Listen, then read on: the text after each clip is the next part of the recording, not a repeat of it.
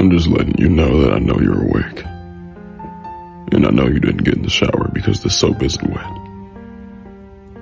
The shower isn't even wet. You could have at least turned on the shower to make it seem like you actually took one. And you still stink. You smell like the people in my basement. Wet. Hungry. And scared. There's nothing to be scared of, CJ. You smell wet and you didn't even take a shower. How is that even possible? Just don't lie to me.